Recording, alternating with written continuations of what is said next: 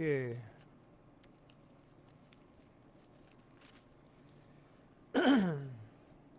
So today we read about the building of the tabernacle.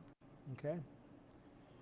And the first thing that we read is Adonai tells Moses to take up a collection from the people, a contribution, terumah, from the people.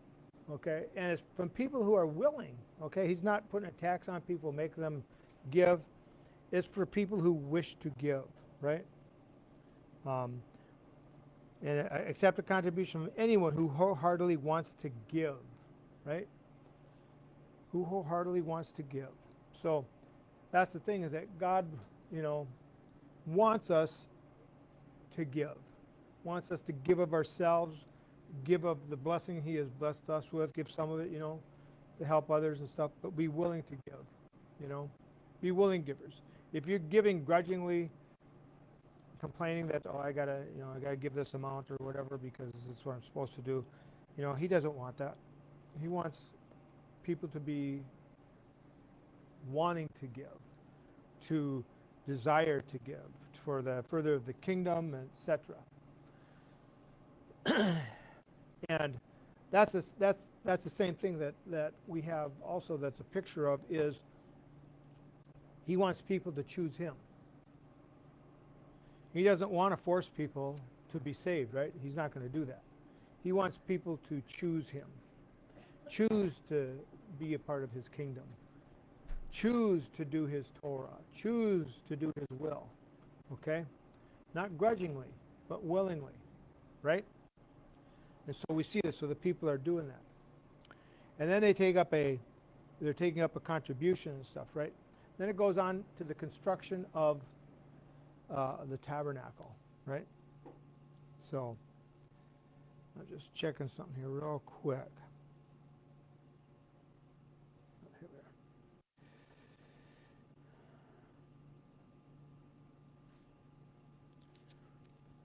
The first thing we see constructed is the Ark of the Covenant.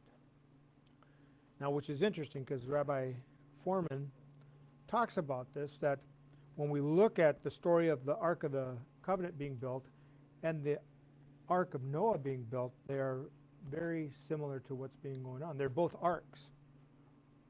Okay? One is housing animals and Noah and his family, right?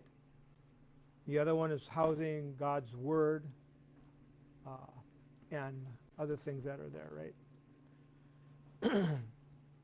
And what's interesting is that both play a role in salvation. Okay?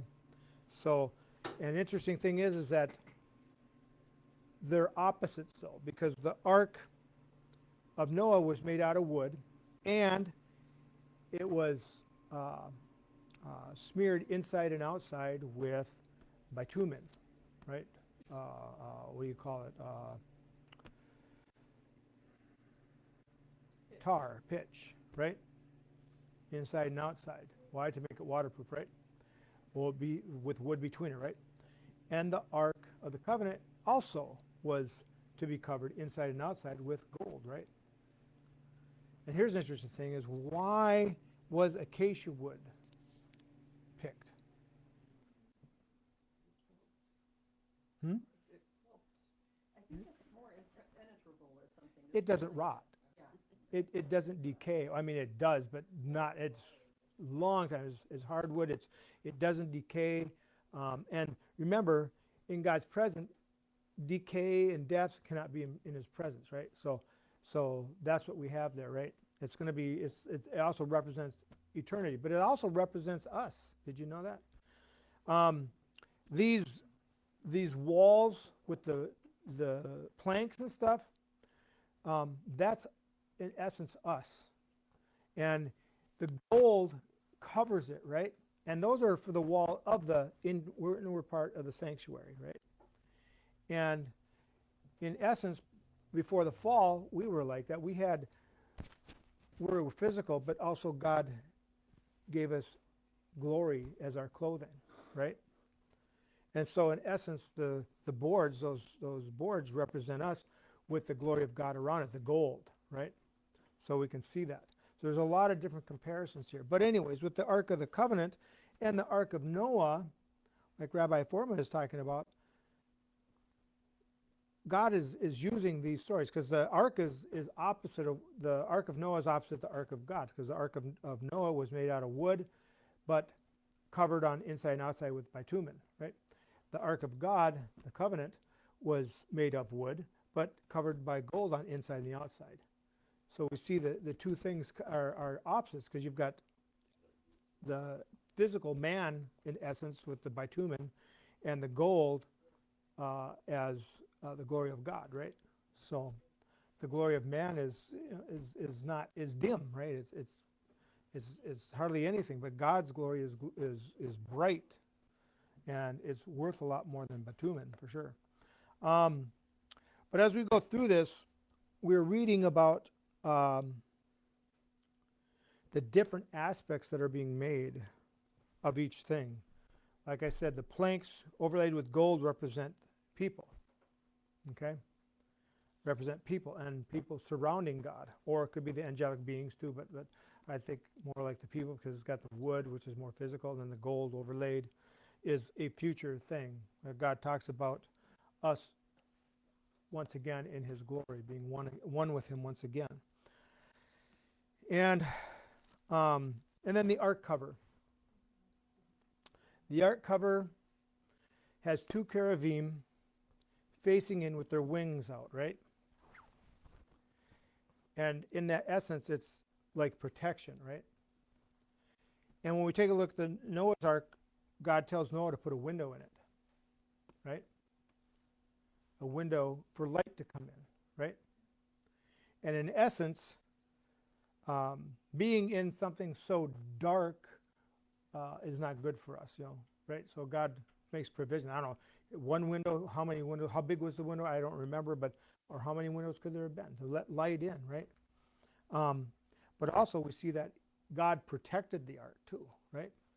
And so we see that with the Ark of the Covenant too, the two cherubim protecting the Ark of the Covenant, but also God, the window, representing God's protection, divine protection of Noah's Ark as well. And when it talks about one piece, it's not necessarily saying they took one piece of gold and okay, that's not exactly how they did it. They made it so that it came together as one piece, that you really couldn't see a border, yeah, right. So, and that's basically how it was made, And the thing is with this too, is that God has given them some technology that they don't have, Who would have thought to put sockets and boards to hold them together, right? And then the interesting thing is too, is that the sockets are made of bronze. Okay, the sockets are what the poles stick in, okay? That's what they're talking about, okay? Those sockets. There's some other sockets too, smaller ones that connect the boards, okay? They're smaller ones, okay? And those were made out of silver or gold, I can't remember. I will get into it. Anyways, the other one, this is for the, I'm talking about for the around the sanctuary. Those were for the poles. They were made out of bronze for the poles to stick in. The other sockets were the ones that took the boards and made them one piece, right? And I do believe they were gold. But what's interesting is that as you get closer to the Holy of Holies, you see that it goes from wood, bronze, silver to gold, right? Gold represents purity and cleanness. And wood represents us, and then bronze as we are changing, and then silver is a more of a cleanliness, and then gold finally to where we will be with God, be able to be in his presence and stuff, right? And we see too here, you are to make a table of acacia wood 3 feet long, 18 inches wide, and 18 inches high. Overlay it with pure gold and put a molding of gold around it, right?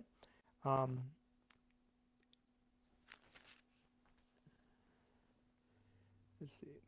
and then make the dishes and pans of pure gold. These are for inside there on the table. On the table you are to place the bread. And what does bread represent? The aron is the table. The bread represents the Word of God, right? Okay? So the Word of God is put on there. In that sense, it represents the bread of God. And then the menorah. You are to make a menorah of pure gold that is to be made of hammered work. Okay? And the menorah represents God. And he talks about the seven spirits. You know, in Revelation talks about it too, but there's Jewish writings in Midrash and even the Talmud that discuss about the seven eyes of God or the seven spirits of God. And that's what that represents, okay? And of course the middle one is, even though it's the same height as the others, it represents the Messiah and then so forth, okay? The angel of God's presence in essence is what that is representing. And it's to be made of one piece. Again, brought together so that you can't see any joints. It's all one piece, okay?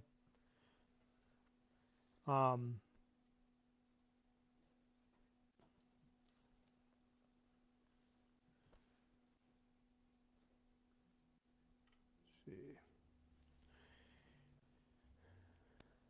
And then as you get further into this,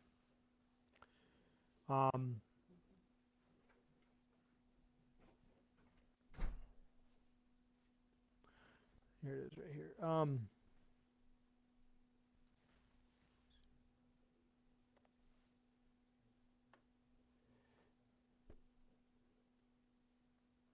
Trying to find the other part here.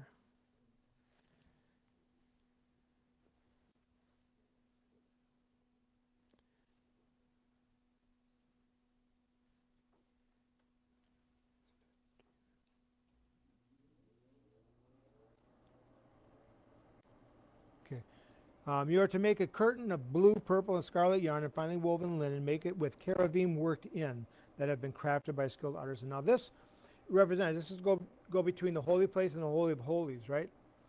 And what that is to remind us of is the Garden of Eden, okay? The cherubim, what did God do? He placed two cherubim at the entrance to the Garden of Eden so that we can't come through, right? So we can't come back through. And so God uses this again as a representation to remind us of where we've been, okay? That we cannot enter into the Holy of Holies. We cannot enter back into the Garden of Eden. And if you want to know, and it says, you know, to make it as you were shown on the mountain, right? We need to understand, too, that the Garden of Eden was the picture of the temple, okay? The temple is in heaven. God took it off the earth. And we do read about that, not necessarily here, but in other works and stuff. That's why we can't find it. And he took it off before the flood. Okay? And basically, that's the temple. That is what we would refer to even as New Jerusalem. Okay? But in it had a lot of the same thing as we see in the tabernacle and the temple. Okay? But at the time, man was able to come before God before the fall, right? But after the fall, he had to go out. He was kicked out. He was put outside the Holy of Holies, right? So the Garden of Eden was like the Holy of Holies. We were able to be in there, and we were able to commune with God and so forth. But then because of sin, we were kicked outside of it, and God put two cherubim in front of it with a sword of fire that revolves in all directions, right? Keep us from entering and doing what? Eating from the tree of life and staying in our corrupted state forever, right? So God was protecting us there again. But now he's making a representation, a reminder, and also it's a place for him to dwell. Because he dwelled with us in the garden, right? He did. And that's why we refer to it as a temple that is designed, it's a temple design. That God dwelled with us on earth before the fall. Now God's goal is to make something that he can dwell with us again, right? And so that's where the tabernacle comes. He wants to dwell in the presence of the people. That's why it's put in the center of the camp. That's why the Levites camp around it to keep the regular Israelites, non-priests and non-Levites, from coming too far, right? And it's the same thing with that curtain. That curtain is a divider to remind us. That's why it has the cherubim, that we are fallen. Okay, we are fallen. We are being redeemed right now. The final redemption is coming, when we will be changed, when we will be able to enter into the presence of God, into the Holy of Holies once again, and that's the world to come. That's after the Messianic year, the 1,000-year reign of Yeshua. The world to come is after that, and that's when we will have free access, complete, because we'll be living in the Garden of Eden, or the New Jerusalem, as it's called in the Revelation, right? And we have to just realize that the 1,000-year reign and the world to come are two separate things. The Messianic kingdom is the 7th day, the 7,000th year, but the world to come is the 8th day, 8,000th year, and 8 is the number for new beginnings. So the goal here is we've gone from the Garden of Eden, and the goal is to go back to the Garden of Eden. Okay, that's God's plan for us. That's what about the redeemed is all about. That our travels, our journey is one of repentance, really, redemption from the time of Adam and Eve up until the last generation, when Yeshua finally comes and sets up his kingdom here. And at the end of that, we enter into the world to come, the new earth, new heaven, the new Eden, okay? New Gan Eden, Garden of Eden. So all these things that we're seeing here are pictures of these different events, okay? And I'll tell you what, remember, the Torah is not written in chronological order. It's written in a different type of order, okay? So because we see, because it's also, the tent is also known as the tent of meeting. But we see Moses going into the tent of meeting in several different locations before this, okay? And then after this, there wasn't two separate tents. There was one tent, okay?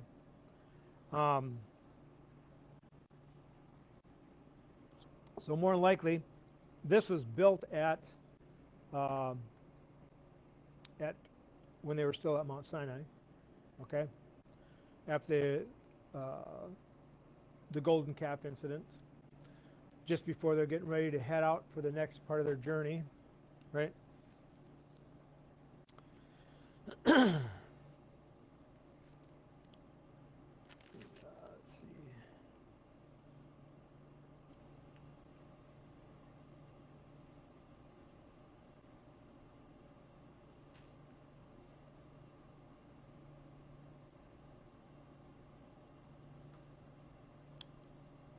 Now it also talks about the altar of incense too. I'm not sure if it's in here, if it's later. I'm trying to remember. Even though I read it, I can't remember. But just the idea of the altar of incense, whether it's in this one or the next one, I can't remember. And they're set up on the outside of that screen, that divider, right? And we see in Revelation that there's an altar of incense, which is what? The prayers of the saints, or the prayers of the righteous, right? That's what it is. And so that's what the incense is to remind us of. Okay? And we get into the anointing oil, which we'll do next week too. And that's a representation of the Holy Spirit. So when we are anointed, in essence being a picture of being anointed with the Holy Spirit, with God's Ruach HaKodesh. And then our prayers, the high priest goes in every day to light the incense, to offer the incense, right? And the thing is nobody was to make an exact copy of that at all. I mean, there might be some in there, but it had to be different amounts, but it had to be completely different from the stuff that they used. The reason is because to use anything else is like petitioning another god. Okay? That's what that's about.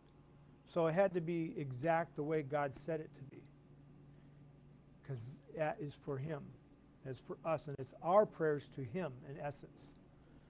And when we offer up prayers to somebody else, we're offering up profane fire in a sense, you might say. Offering, because that's what Nadab and Abihu were trying to do. They brought strange fire, and we're going to offer up incense. We don't even know what kind of incense they had, if it was the right stuff either, but they were killed for it, okay?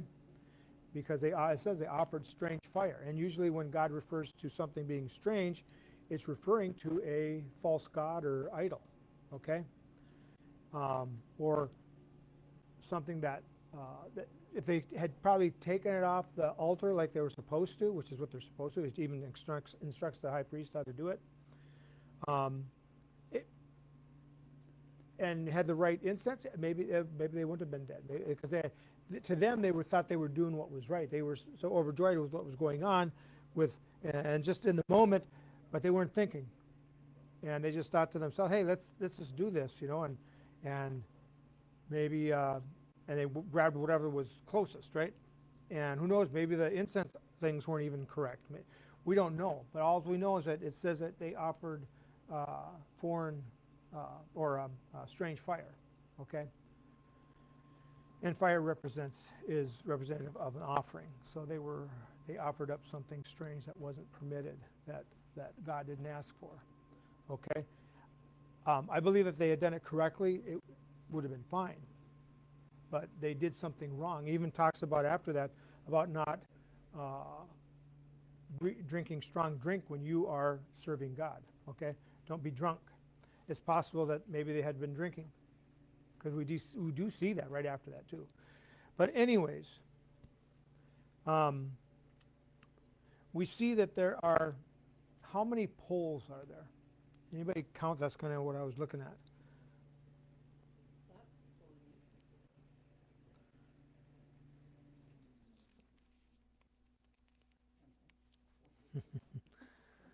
Well, it's a kind of interesting number. There's 20 on one side, 20 on the other, so that's 40, right? And there's 6 on one side. Let's see, how's it go? No, where does it go?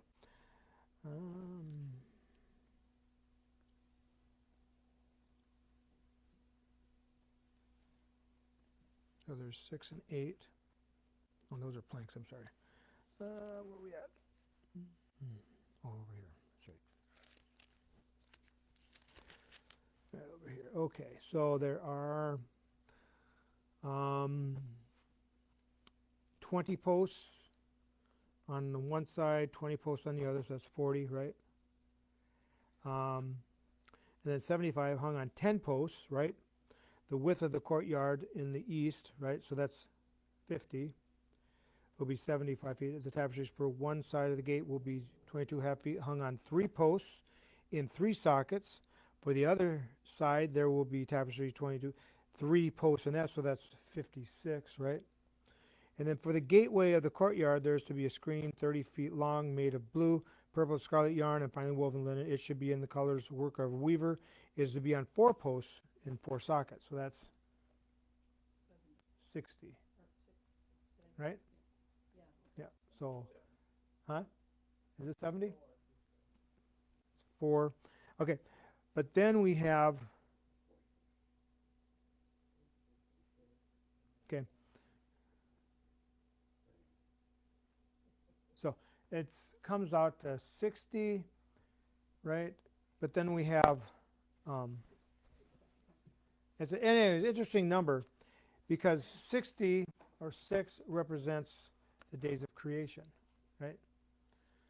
I was going at this trying to see if maybe there was 70, because that would represent the nations, because God says he wants his temple to be a prayer temple for the prayer of all nations, right? But there's 60, which would kind of represent days of creation, because they're creating this, okay? But anyways, the thing is that God is having them create this thing. And here's the interesting thing too, is that when Yeshua comes back, now I know everybody is expecting this 3rd temple to be built before Yeshua comes, and for these things to get, for the sacrifice to start up, and then for the Antichrist to put an end to it and set up the abomination of abominations, whatever, right? That stuff. But the thing is that, and Judaism teaches, although there's two different sides that, in a sense, are correct. One side believes that the Messiah, when he comes, he's going to build the temple, rebuild the temple. And also there's another side, a smaller side, that believes that the temple, God is going to send the temple down at the end of the Messianic era, which is in a sense both correct, because we see that John the apostle, the Shaliach, says the same thing, that there is a temple, but then there's New Jerusalem coming down. And remember, New Jerusalem and the temple can be that way, but we do know that it says in the world to come that there will be no need for the temple, because that's what John says, because God and Yeshua will be its temple. And that's the same thing that the Garden of Eden was. When we were in the Garden of Eden, there was no temple in that sense, because he was the temple. We were in his presence already, right? So it works in the same way. These things work. We see these working together. So all's right now that we need to look for, and we're already seeing a lot of things coming to pass. And one of the things that we need to see, that we're looking out for, or two things actually. We're looking for the red heifer, completely red, correct, kosher, right? But also for the altar to be built in the right spot. That's all it needs in order for the priest to start doing their job again, okay? To bring offerings and stuff to God, before God. They just need the altar. And a lot of people understand, even in Judaism, they understand that it doesn't necessarily have to be the temple. The temple can be erected around it, which is what they did when they first came back from Babylon. They erected an altar. And then from that point, they started to build the temple, rebuild the temple, okay? They cleaned it out, got everything ready, and the priests were doing their job before the actual temple was built. And so that's just another picture, another idea of what's going to happen. When Yeshua comes, he's going to gather his people, the righteous of the nations as well, with Israel, and bring them back to the land of Israel. And he's going to set up his kingdom. He will have conquered the world, rest of the nations. So he's going to build this, and the nations are going to bring their gifts for the building of the temple. Did you know that, for the third temple?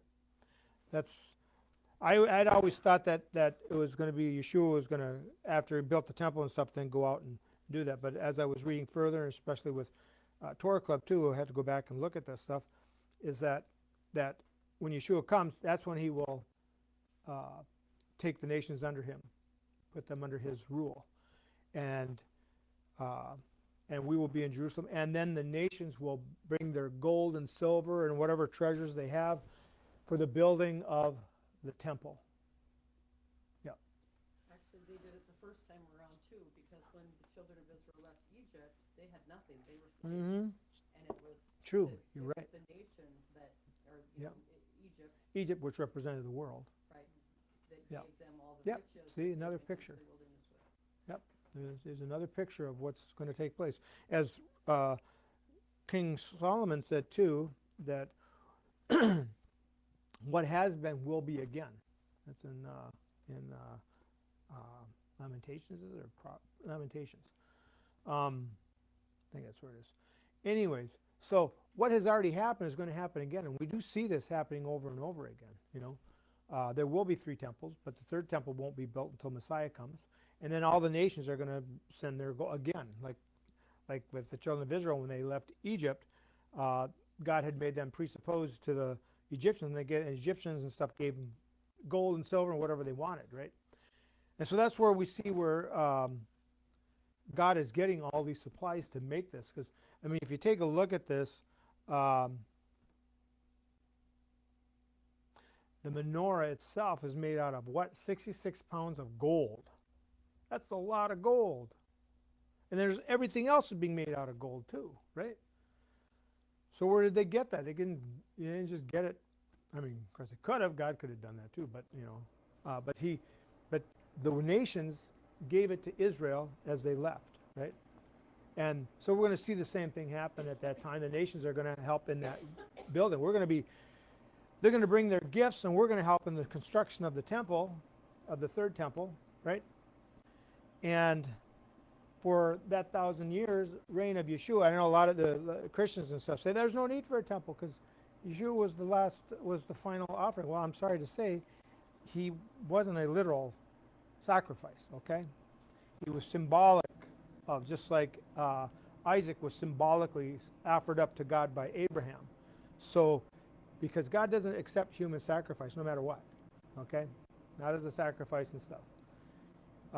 He may require us to give our life for him in other ways, but he does not take it as a sacrifice. For one thing, Yeshua was disqualified as any type of sacrifice because he was tortured, he was torn, even though his bones weren't broken, he was tortured. God, and part of when you do the sacrifice, when you bring an animal to be sacrificed, it's pure, it's peaceful, it's clean. You know, it doesn't have any blemishes or anything, right? And then when it is killed, the throat is cut with a very, very sharp knife from jugular to jugular in one motion, so that it doesn't feel it. I don't know if you've ever been cut by something real sharp. A lot of times you don't feel it. All of a sudden you're like going, oh man, where's the blood coming from, right? I have been. I know. I didn't even know I got cut, you know, because anything sharp like that can do that. And that's what they did. So the knife is very, very sharp. They don't feel it. And they don't jerk around and stuff like when you shoot them in the head with the stun gun or whatever it is that they use these days. And so there's no adrenaline that gets into the meat, for one thing. And they don't suffer because they bleed out almost immediately. Okay? And they not only that, but when you bleed out, you go to sleep. Did you know that? Before you die, you go to sleep. So that's the way it is. And that's what it was with them too, because they didn't even know they got cut, but now all of a sudden it's done. Right? So they don't feel it. But the thing is, with Yeshua, he was tortured. He was hung on a killing device, cross or pole, doesn't matter, whatever you believe. He was tortured. So, and only that, but he was human. He wasn't of the goats, sheep, cattle that were to be offered up, or the birds, right, that were able to be offered up. So he doesn't meet that, but symbolically he meets that criteria, in just as Isaac, in essence, met that criteria. And we could go on a story that Isaac too is another picture of the Messiah and Yeshua meeting his bride and Isaac meeting his bride. Okay, interesting thing, because Eliezer goes out to the world to find the bride for Isaac, right? God has done the same thing, and he found Israel, right? Israel is his bride. And we see that with the giving of the Torah at Mount Sinai and stuff, that it's a marriage proposal, and a ketubah is being given. In essence, in Judaism, there's two parts to a marriage. And the first part is the marriage proposal, which is with the ketubah, the marriage contract, okay? And when the bride accepts that, okay, in some, they break a plate, but also they drink some red wine as a, what do you call it? To make it, binding. There we go, to make it binding, okay? So in essence, they are considered to be married in Judaism, but there's still a second part that they have to go through, okay? And that's what we see with Israel too, is that God has given them the contract. Israel has accepted it. The offering and the blood have been given, where Moses took the blood and he sprinkled the people. That represents the binding of that contract, okay? Your agreement that you accept this ketubah. And now we wait for the wedding, okay? But before the wedding, you don't live together, okay? But you're preparing yourself for that day, because you don't know when, because the bridegroom's got to go and prepare a place for his bride, okay? Excuse me, and we see that in many different places. Bridegroom's got to go and prepare a place for his bride. And what it is a honeymoon suite, you might say, for 7 days. Okay, that's what it's all about. And so, um, but he's got to get it. She doesn't know when it's going to get done. She doesn't know when he's going to come back for her. She just knows that he's going to come back. So she waits daily, right? Just like those 10 brides that were waiting for the 10 virgins waiting for their bridegroom. 5 were foolish, 5 weren't, right? Let's not be the foolish ones. Let's be ready. Study God's word, pray daily, be witnesses, help the poor, feed the hungry, stuff like that, right? That's what we should be about. Be hosts like Abraham was. And in that doing, be witnesses for God to people, right? And and that's what 5 were. 5 were, they had their lamps ready. They had their oil. They had their wicks ready, trimmed and stuff. And when they heard the shofar blowing, they knew that the bridegroom was coming, right? And so the 5 were ready. The other 5, what did they do? They had to go out and go find her because they didn't get ready, right? And then once they did get back, the door was shut, and it was too late. So like I said, let's not be the foolish brides, right? And so we see that. See, these brides, these virgins are already wed to this bridegroom, okay? But the second part of the marriage hasn't taken place. Legally, they are married. The only way to dissolve that marriage would be through a paper of divorce, even though they're not living together. We also see that with Joseph and Mary. Joseph and Mary were engaged to be married. They had the first part of their marriage done. Okay, they were betrothed to each other. So he couldn't just leave her. He would have had to give her a paper of divorce. But that would have been humiliating. Also, because she was found to be pregnant, more than likely she would have been stoned because in that sense, it's possible that she had committed adultery. That was some evidence there. But that's why God told Joseph, no, go ahead and marry her. Make this right. Okay, marry her. Okay. So, and that's what happened. That's what he did. So they did the second part. They were married. Yeshua was born under the marriage. I believe, like I said, I believe that just like Isaac was in the same image of Abraham, that that there's no dispute. People were saying that, well, Isaac was actually the son of the king of the Philistines, because he had taken her in to his house and stuff like that. And that's why he paid in public Abraham money to show that he was innocent, that he never touched her. Okay? But things still got said about them until as Isaac grew up, he resembled his dad, Abraham, so much that there was no dispute, right? And I believe the same thing happened with Yeshua. It's the same story that God took DNA from Joseph and created the body of Yeshua. And not only that, but as Yeshua grew up, he was in the image of his dad, Joseph. So that there could be no dispute. Nobody could say, oh, he was born of a centurion, his father was actually a Roman centurion or whatever, which is some of the stories that were told. But he looked so much like his dad that you couldn't dispute it. It was, in essence, he was his dad. Okay? Even though God is his father, the thing is, God does these things. We see that. I believe he did that with Abraham and Isaac. I believe he did that with Joseph and Yeshua. It makes sense because you can't dispute that he's a legitimate son of Joseph in that sense, right? He's legitimate. He's not a mamzer. He's not use the bad word, bastard child, okay? He is born in the same image as his father. Hello? Okay? So all these things are working together to give us this picture of the hope we have in God, the promises God has given us.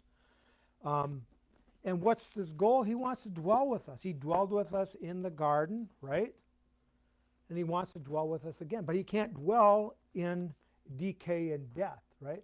So he does set up a separate temple, tabernacle in this sense where he can dwell.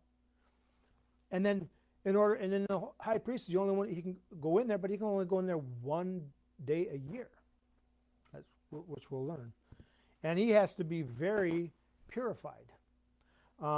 They say that before Yom Kippur, the high priest was separated from his family. He from anything that was unclean, he was in a room for 7 days for purification purposes before he would go bring the offering stuff into the Holy of Holies.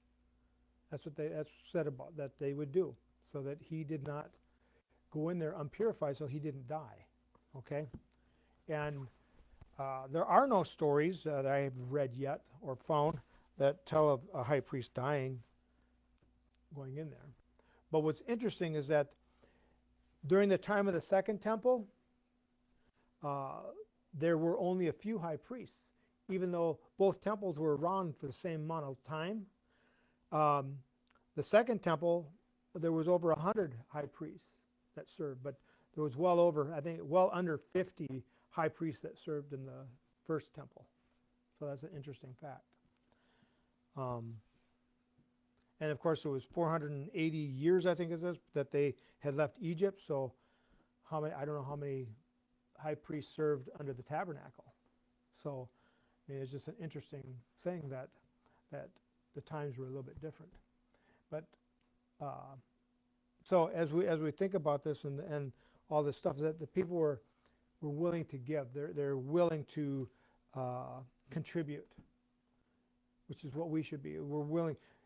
We need to make a choice on our own, not be unwilling to make a choice. I guess if I have to do this to be saved, well, I'm going to do it. Well, that's not what God's asking for you. He wants you to do it because you want to do it, because you love him. And one of the ways we show his love is by keeping his commandments. That's what he says. He says it several times. Yeshua says the same thing. If you love me, keep my commandments. And God says, blessing thousands of generations of those who love me and keep my commandments. Same thing. Yeah, you want a blessing, be a blessing to others. And our goal shouldn't be to get things. Our goal should be to please God because we want to. Give of ourselves because we want to. Okay? And the tabernacle is his presence. It's not our bodies. I'm sorry to say, I know that's what is your body the temple of God? Well, in essence, it should be. But ultimately, the temple is not our bodies, but it is an actual temple, actual building or city built without hands. God's temple, God's city. That's the goal. And in the Messianic era, we'll be bringing offerings and sacrifices because Yeshua wasn't the end of it. And God also promised Aaron and his descendants would be priests forever. But they're the earthly priests. There's a heavenly priesthood, which Yeshua is about. Moses was about that too. Melchizedek was about that too. That's why it says on the order of Melchizedek. Melchizedek, do believe, was Shem, the son of Noah, who was a very righteous man, who outlived a lot of people. And it was said that he came from never ending, meaning he was before the flood, and he outlived so many people that they thought of him in that sense. But he was the first priest that we see. And Melchizedek isn't a name, it's a title. Melchizedek is King of Righteousness, right? And interestingly enough, that's the same place where Shem and Eber, Eber is Shem's grandson, supposedly had a school teaching people about God, which is interesting. So whenever you hear about the school of Shem and Eber, that's what they're referring to. And that when Abraham came, Melchizedek, Shem, offered up an offering to God on behalf of Abraham. And it's at that point there that Abraham is given, through his descendants, will have the earthly priesthood, which is the Levites or the Kohanim, the sons of Aaron. And from the Levites, from the tribe of Israel, the tribe of Levi was chosen. From the tribe of Levi, the sons of Aaron. Okay? You said that wrong. I was pretty sure that Abraham offered Shem the sacrifices. No. That was like his No. tithe portion. He gave him a tithe, but Shem offered up the offerings. Yeah, Abraham paid tithes, gave him a tithe, 10% of everything, and then Melchizedek sacrificed the animals before God. That would make sense because he was a priest. Yeah. So anyways, yeah, you can go back and look at that. That's what it is. And so in essence, Yeshua also is the high priest of God's temple. Okay? And even the book of Hebrews says that he wasn't a priest here on earth. God already had his priesthood here on earth. And it's the same thing when he comes back in 1,000-year reign. He's not going to be the high priest on the earth. God already has a high priesthood here on earth. Not until the world to come will that cease to be. And I don't know if it even ceased to be. It says because this is forever. They are forever. So I don't know. But things are going to be a lot different in the world to come. Why don't we know much about it? Because it says no eye hath seen, no, how's it go? No ear heard, no eye has seen what it's going to be like. We don't know. Anytime somebody was going to talk about it, God told them, shut up. Don't say anything. So we don't know what it's going to be like. We have ideas. Be a lot better in this place. The 1,000-year reign of Messiah is going to be similar to what we are here. The only difference is going to be that there's not going to be so much stress. People are going to be not going to be hungry. Not going to be any wars, and the nations will be under the control of the Messiah. That's what it's going to be about. But everything changes at the end of that time. So, anyways, let's bow our heads for the priestly blessing. Our God and God of our fathers, bless us with the threefold blessing in the Torah written by the hand of Moses, your servant, and pronounced by Aaron and his sons, the priests, your holy people, as it is said. May the Lord bless you and protect you, if you will. May the Lord make his face shine on you and be gracious to you, if you will. May the Lord turn his face toward you and grant you peace. Yevarechach Adonai v'yishmerecha. Ya'er Adonai panav elecha v'chunecha. Yisa Adonai panav elecha v'yasem lecha shalom. Go in peace this Shabbat. Have a wonderful, peaceful day. Have a great week this week. Keep us up in prayer. Keep me up in prayer as with work and stuff too. We're having to redo things because of the state changing a whole bunch of stuff anyways. And it's been stressful. We already had one program director quit. So we do have them replaced already, but still, it's a lot of stress. So be praying for me, pray for my wife with her work too. It's stressful there too. And just be praying, for peace all over the world. Praying for our leaders, even those who we know aren't good leaders, and they still need prayer too, right? So we need to pray for them. So don't forget, Tuesday night we have our Torah Club study. We have our Wednesday night study this week, which we will finish up Tent of David. And then we won't have our next Wednesday meeting after that until the 11th of March. Also, we got Purim coming up. Just going to look at this real quick. Yeah, so Purim.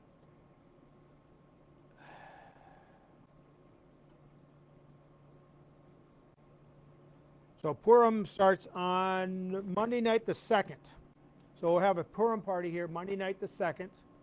So that'll be a week from this Monday. Okay? Purim, okay?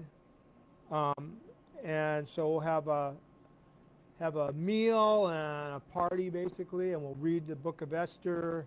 Anybody wants to volunteer for, there's 10 readings. Interesting, 10, number of judgment, right? Anyways, anybody wants to read, just let me know. So we'll do that.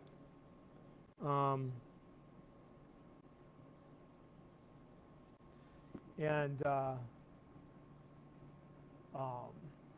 learn about the story of Esther. Rabbi Foreman has a good book too. It's called the Queen we don't know, that we didn't know. Okay? And it's about Queen Esther and other things. He really put some stuff together really good. A good book that. We also has another book too, if you want to ever get that, Rabbi Foreman. The Passover we almost forgot or something like that. I got it, but both of them were good books. You can look up Rabbi Foreman, Fohrman. He's on Amazon. He also has a commentary on the Torah, which is really good. I really enjoy his stuff because he's the one who shows, he's gone through and he shows these differences, because we're the Torah Ark and the Ark of the Torah and then the Ark of Noah, the similarities, but yet the difference, the opposites. It's really cool how he brings this stuff out. He calls them chiasms, which is cool. So, but anyways, so also we want to, for people who are interested, who want to go back through it again, but also for new people, I do want to start a Hayesod group meeting on Saturday afternoons after we eat and stuff. It's a 1-hour class with video that's put out by First Fruits of Zion, Boaz Michael, and